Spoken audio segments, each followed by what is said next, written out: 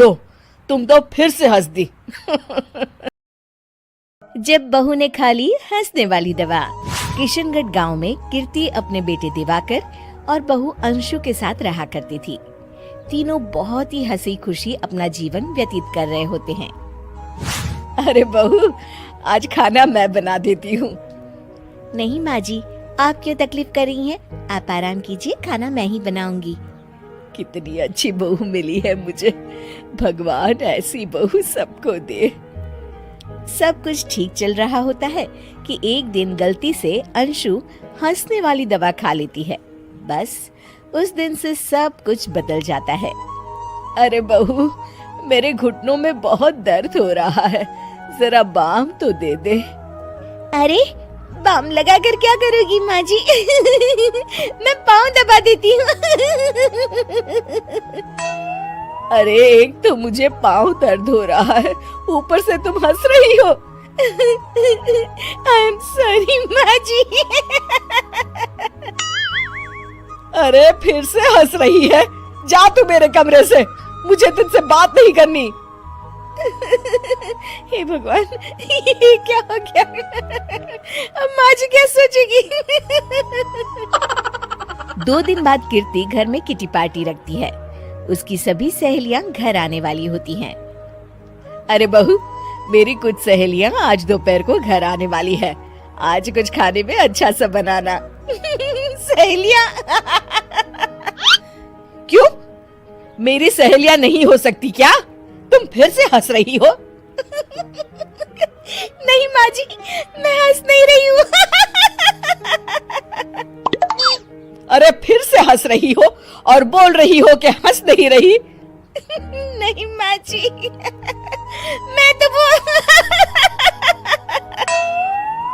तुम जाओ मेरे सामने से और किचन का काम कर लो, जाओ। दोपहर को कीर्ति की सभी दोस्त खाने पर आ जाती हैं। अरे वाह, घर तो बहुत सुंदर सजाया है कीर्ति। अरे मैंने कहा, ये सब तो मेरी बहू का कमाल है।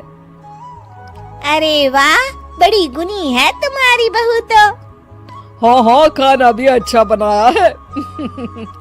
हाँ, बहुत ही गुनी है। तो हमको नहीं मिलवाओगी क्या, या छुपा कर रखोगी अपनी हीरे जैसी बहू को? अरे नहीं नहीं, अभी बुलाती हूँ। अंशु, ओ अंशु, बहू रानी। अंशु बाहर आती है। जी माँ जी। बहू, ये सब मेरी सहेलियां हैं, मिलो सबसे। नमस्ते आंटी। नमस्ते बेटा, बहू तो बहुत अच्छी मिली है तुमको, किस्मत वाली हो तुम। किस्मत वाली? अरे क्या हुआ? हंस क्यों रही हो? नहीं नहीं, मैं हंस नहीं रही हूँ। तभी अचानक सांची के हाथ से चम्मच छूट जाता है और उसका कुर्ता गंदा हो जाता है। अंशु फिर से हंसने लगती है।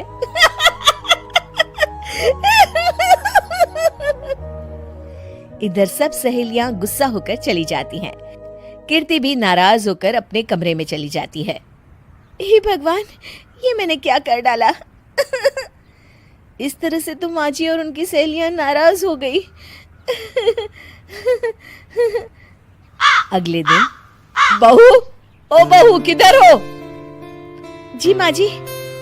जल्दी से मेरे साथ चलो, पड़ोस वाले शर्मा जी की हार्ट अटैक से मौत हो गई है, उनके घर बैठक के लिए जाना है। अंशु तैयार होकर आ जाती है। थोड़ी देर में दोनों शर्मा जी के घर पहुंच जाती है। वहाँ पर सब रो रहे होते हैं। कीर्ति शर्मा जी की बीवी के पास बैठकर उन्हें सांत्वना देने लगती है। बड़े अच्छे इंसान थे मेरे पति। अच्छा, तुम हंस क्यों रही हो? वो अच्छे थे। हाँ हाँ, बहुत अच्छे थे अंकल। अरे अंशु, हंस मत। माँ जी, मैं हंस नहीं रही। मैं तो आंटी जी को बस दिलासा दे रही थी। सब औरतें अंशु की इस हरकत से हैरान हो जाती हैं। कीर्ति भी बहुत शर्मिंदा होती है और वो अंशु को लेकर फटाफट घर लौट आती है। अंशु क्या हो गया है तुझे? हंस क्यों रही थी तू वहाँ पर? नहीं बाजी, मैं तो बस अरे तू फिर से हंस दी। जा तू अपने कमरे में, मुझे तो तुझसे बात ही नहीं करनी। मेरा बेटा ही तुझसे बात करेगा अब। रात को जब दिवाकर घर लौट आता है तो कीर्ति दिवाकर को सब कुछ बताती है। ठीक है माँ, अब फिक्र मत करो, मैं अंशु से बात करता हूँ। दिवाकर अपने कमरे में जाता है। जी आ गए आप? कैसे हैं?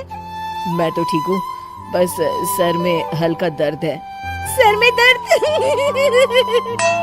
अरे इसमें हंसने की क्या बात है?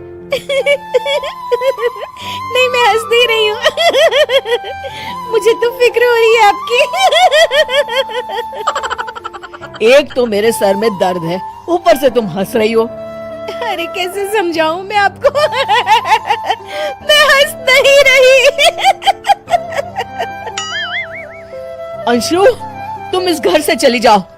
माँ ने मुझे बताया जो भी तुमने शर्मा आंटी के घर किया, और किटी पार्टी में भी। नहीं जी, मैं ऐसे नहीं हूँ।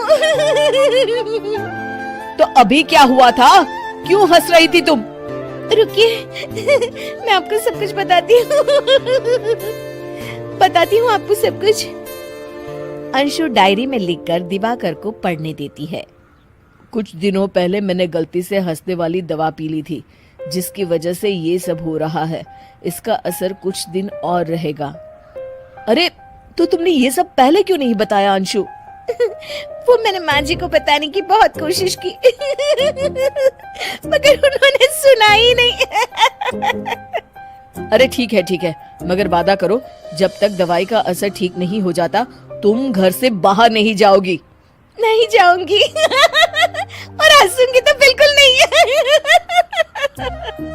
लो, तुम तो फिर से हंस दी।